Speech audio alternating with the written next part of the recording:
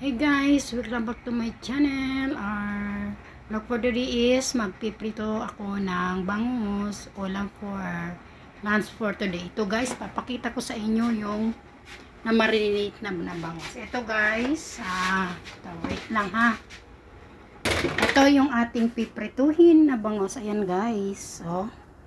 Kita nyo, ayan siya, nakamarinate siya. Masarap pa yan. Minarinate ko sa bawang na may sibuyas at suka. Ayan. Sa ilalim mo yung mga bawang. Ayan, nakaready na yung ating kawali. Lulutuan. Ayan. Habang guys, naghihintay ako ng aking piprituhin. Ayan. Merry Christmas sa inyong lahat guys.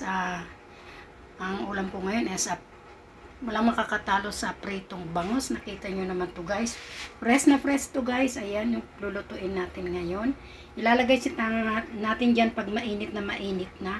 Pero alam nyo guys, may nakahanda ako guys na takip ng kaldero. Ayan.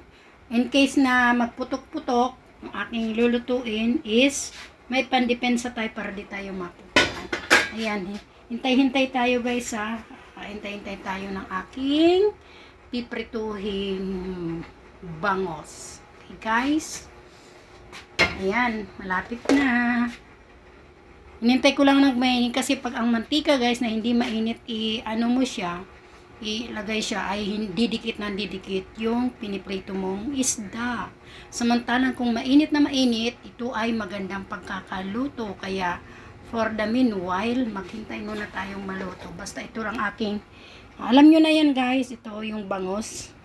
Fresh bangus. From Bahrain yan guys, from Bahrain. Ayan. Tinatakpan ko, nakamarinate yan. Lagay sa Tupperware para siya hindi madumihan. Ayan. Hindi pa guys, ayan. Ganyan ako magpiprito, hintayin ko muna.